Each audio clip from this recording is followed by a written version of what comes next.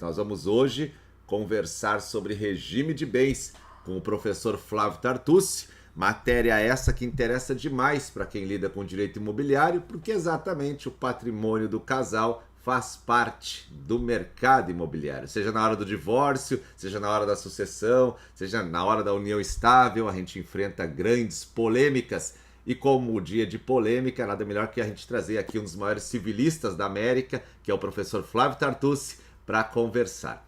Bom dia, professor. Tudo bem com o senhor? Bom dia, professor Marcos Salomão. Cumprimento também a professora Tassiana. Eu quero cumprimentar todos que estão no chat, né? Estou vendo aqui já uma grande participação, né? Pessoas do Brasil inteiro. Muito feliz de poder voltar aqui. Pessoal, então vamos lá, né? Nós vamos trabalhar hoje regime de bens no casamento e na união estável. E uma primeira dificuldade que, antes da gente entrar, né, no tratamento do regime de bens, uma primeira dificuldade é entender, antes de entrar no tema, se, por exemplo, o casamento é um contrato ou não, né? E nessa perspectiva também uma mesma análise a respeito da união estável, né? Se a união estável é um contrato ou não, para depois a gente chegar à conclusão se a matéria de regime de bens tem natureza contratual, e mais do que isso, né? Se o pacto antenupcial, que é um tema que interessa muito a vocês, se o pacto antenupcial é ou não um contrato. Então, eu começo com essa reflexão, até porque, professor Salomão, eu gosto sempre de dizer isso, a minha maior especialidade mesmo, que é a especialidade que eu lido na minha atuação profissional, né, porque a minha atuação profissional hoje, eu fui advogado de contencioso muito tempo, né? Da turma dos umbigos do balcão, né? Aliás, eu sempre falo também, a minha ideia era ser advogado de contencioso, né? E o mundo acabou, a minha vida acabou por uma série de fatores me guiando para esse mundo acadêmico, mas eu sempre quis ser advogado de umbigo de balcão e fui por muito tempo, né? Mas hoje a minha principal atividade profissional diz respeito a pareceres jurídicos, então opiniões em processo, geralmente em disputas contratuais, disputas que estão no judiciário e na arbitragem, né? Hoje há uma tendência mais até para atuar na arbitragem, né? E também atuo com direito de família, né? Eu por exemplo, estou com 2 pareceres ativos agora, né? Um é de família, que eu estou entregando, um de família, e o outro é de contratos, né? Aliás, envolve questão de empresa de tecnologia, né? Mas os 2 próximos são de contratos, né? E atuo em arbitragem, né? Então, atuo em quase uma dezena de painéis arbitrais como árbitro, como julgador. Então, eu sempre gosto de dizer isso, que a minha, e tudo em matéria contratual, aí, que a minha maior especialidade é o direito contratual. Sempre gostei muito dessa matéria, o meu mestrado é em contratos, né? Então, eu gosto Aparece sempre de muita, comentar. aparece muita holding para dar parecer, professor, ou não? Que direito de Olha, família o pessoal tenta fazer holding, mas às vezes querendo excluir um herdeiro, alguma coisa assim, né? sim. Os casos que eu atuei de holding foram todos casos para dizer que a holding era nula, né? Eu não sou aquela pessoa que faz holding. Eu sou a pessoa que geralmente, eu gosto sempre de dizer isso. Geralmente sou contratado para dizer que a holding tem problema, né?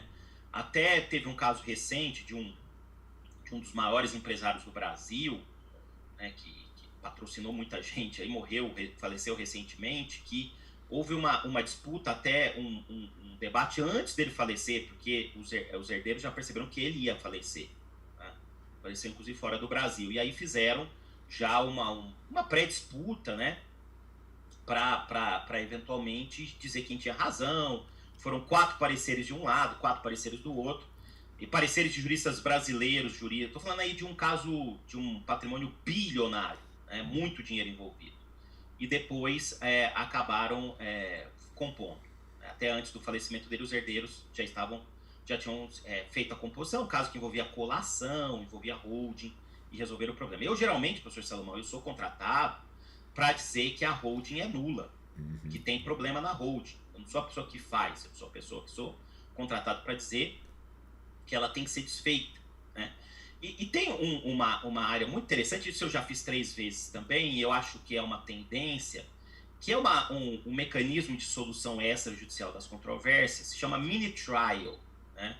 Que é o mini julgamento, que eu também tenho feito isso. Uma empresa, eu atuei num caso de uma obra, por exemplo, esse caso foi interessante, uma das maiores obras, isso já faz algum tempo que estava em curso no Brasil, e aí havia uma divergência contratual e o consórcio das construtoras contrataram 5 professores para dizer se era para parar a obra ou não. E a gente não viu que o outro... Eu nem sei quem são os outros, né? A assembleia, né, dos controladores e acionistas das construtoras contrataram os professores e depois não foram para o judiciário, acabaram adotando, foi 4-1, eu sei que isso foi 4-1, a solução que os professores deram de continuar a obra e evitar o litígio. Então, esse é o mini julgamento, né, mini trial, que é um outro mecanismo também de solução extrajudicial e sempre matéria contratual, né? Mas voltando aqui, o casamento é um contrato? Eu vejo muita gente dizer assim, especialmente na área de direito de família, não, o casamento é o contrato. Mas aí a dúvida é, o que é o contrato? Porque o nosso Código Civil, ele não define contrato, né? Existem outros códigos que definem, e o Código Civil italiano tem uma nozione de contrato no artigo 1321, que é uma noção geralmente utilizada no Brasil por alguns juristas, citando aí o Darcy Bessoni, que tem uma obra espetacular sobre contratos, né, da década de 50, você lê o livro dele, eu tenho. Mineiro, Darcy Bessoni, parece que está escrevendo agora, né, para agora. Eu acho que escrever é uma arte espiritual, né, a pessoa às vezes, ela, sei lá, recebe algumas mensagens e escreve à frente do seu tempo. É isso que aconteceu com o Darcy Bessoni, né? Darcy Bessoni, o Álvaro Vilaça Azevedo, a professora Maria Helena Diniz, seguem essa ideia de contrato do Código Civil italiano, que já adianto para vocês é a ideia que prevalece. A ideia seria a seguinte, melhorando o que está no artigo 1321 do Código italiano. O contrato ele seria um negócio jurídico bilateral ou plurilateral, ou seja, pelo menos um negócio jurídico bilateral, porque envolve 2 vontades ou 2 pessoas, que visa a criação, a modificação ou a extinção de direitos e deveres com conteúdo patrimonial. Né? Então, o contrato, ele é um negócio jurídico bilateral, plurilateral, pelo menos bilateral, que visa a criação, a modificação e extinção de direitos e deveres com conteúdo patrimonial. Né? E aí a gente percebe o finalzinho do conceito, que é aquilo que os italianos chamam de patrimonialità.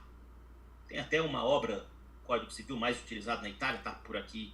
Hoje eu estou em São Paulo, né? Não estou no Guarujá. E a biblioteca é de verdade, tá? É de verdade. É de verdade. Essa aqui é a de casa, ó. Essa aqui é de verdade, de verdade. Eu até vi hoje de manhã, né, uma entrevista com o desembargador que ele mostrou a biblioteca dele de verdade, né? Ele colocava aquilo porque não queria que as pessoas vissem quem estava passando por trás. Ele mostrou uma bela biblioteca também, mas a minha é de verdade, sempre foi de verdade, né?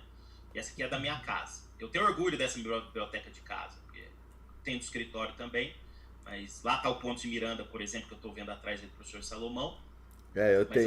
Eu tenho ele aqui, o que foi atualizado, né? Mas aqui do lado eu tenho o Capa Branca, aquele da edição do Borsoi, né? O senhor esse que eu tenho. Esse é muito bom. Eu tenho também, olha, uma grande obra, não sei se o professor tem aqui, é a Enciclopédia Saraiva de Direito, do meu voo acadêmico, que é o Rubens Limões de França. Ali em cima. Lá em cima, lá. Essa daí. Está lá no escritório. Essa é uma obra que foi coordenada pelo meu avô acadêmico. Ah, é? Porque foi mestre da professora Giselda e da professora Maria Helena Diniz, Limões de França. Limões de França foi seu avô? Não, meu avô acadêmico, não. Seu avô acadêmico, sim. Ah, sim, seu avô acadêmico, ok. Entendi. Acadêmico. Porque ele foi mestre das professoras, né? Ele tem livros de princípios, ele tem livros sobre nome, tem vários. Foi o primeiro a escrever livro em volume único, é esse aqui, ó. Isso aí. Instituições de Direito Civil. Foi o primeiro. Eu tenho 5 versões desse, porque eu tô numa fase que eu gosto muito de categoria jurídica, né, com conceito básico, assim, ele sempre foi muito preciso nas categorias jurídicas, né? Esse aqui, aliás, eu lembro quando eu comprei, eu tava com o Pablo Stose lá na Bahia, ó, e aí eu fui na biblioteca da UFBA, tá aqui, ó. Paguei R$149. Tá aqui, ó. Faculdade de Direito da UFBA. Sim. Esse aqui, eu tenho várias versões desse livro. Então esse livro é muito bom. O pessoal que está assistindo, né? Compra no sebo para ter consultar as categorias básicas. É o primeiro autor a fazer manual em volume único, Instituições de Direito Civil do Limão de França. Ele tinha separado, aí ele unificou. Ele tem separado também. Tem um livro muito bom sobre nome. Tem um livro sobre cláusula penal, que é a titularidade dele, está por aqui também. É um baita de um jurista. Né? Mas voltando então esse conceito, né, o Tian e Trabuc falam sobre isso, é a patrimonialidade, patrimonialità. Então, no conceito clássico, que é o que predomina no Brasil ainda, o contrato ele tem na essência uma patrimonialidade. As pessoas buscam o contrato para troca patrimonial. Né? Muito bem. Se eu sigo esse conceito clássico, que ainda predomina no Brasil, de que o contrato exige patrimonialidade, o casamento não é um contrato. A não ser que você pense que as pessoas, quando se casam, buscam trocas patrimoniais. Só. Aí você vai dizer, mas tem gente que... sim, mas não é o ideal. O que está previsto no Código Civil, no artigo 1511, é que o casamento visa comunhão plena de vida. Como afirma o Rolf Madaleno, corpos, mentes e espíritos. E patrimônios também. Mas as pessoas não se casam com o intuito patrimonial. A causa do casamento não é o patrimônio. Então, nessa perspectiva, se eu sigo esse conceito, o casamento não é contrato. E se é essa a ideia que prevalece no Brasil, casamento de fato não é contrato. Casamento é mais do que contrato. Casamento é um negócio jurídico especial.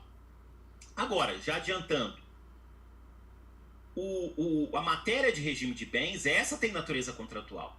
E o pacto antinupcial é um contrato. Por quê? Porque aí eu posso até colocar no pacto antinupcial, e essa é uma tese que ganhou muita força com o enunciado aprovado na 8ª Jornada de Direito Civil, que foi a última que fizemos, né?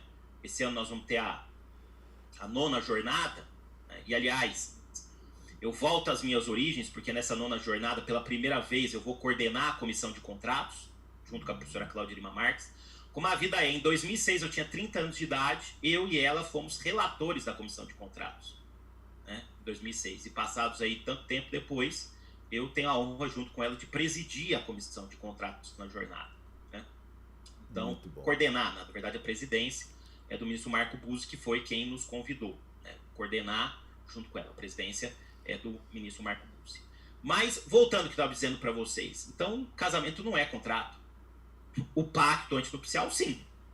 É um contrato especial de direito de família. Mas casamento não é. Existe uma outra ideia que no Brasil já ganha força de ampliar a ideia de contrato, um conceito contemporâneo de contrato, ou um conceito pós-moderno de contrato, que é o conceito que eu sigo do professor Paulo Roberto Nalim, em um livro, que é fruto da sua tese de doutorado, Contrato, Conceito Pós-Moderno. É um baita de um livro, ele lançou pela Juruá, traduziu também para o espanhol, publicou na Espanha, né? O professor Paulo Nalim trabalha muito com arbitragem também, com Convenção de Viena, professor da Federal do Paraná. E um queridíssimo amigo, gosto muito do professor Paulo Nalim. Né? E o professor Paulo Nalim, no livro dele, né, na tese de doutorado, eu vou resumir o trabalho dele em poucas palavras, ele diz o seguinte: o contrato é uma relação intersubjetiva, baseada no solidarismo constitucional, e que traz efeitos existenciais e patrimoniais não somente em relação às partes contratantes, mas também em relação a terceiros. Então, o contrato é uma relação intersubjetiva entre pessoas, baseada no solidarismo constitucional, ou seja, ele tem uma visão civil constitucional do sistema, que é a mesma visão de quem orientou nesse trabalho, o professor Luiz Edson Fachin, e que traz efeitos existenciais e patrimoniais não somente em relação às partes contratantes, mas também em relação a terceiros. Então, esse finalzinho, inclusive, é aquele reconhecimento da eficácia contratual perante terceiros que é tão cara aos senhores da área notarial e registral.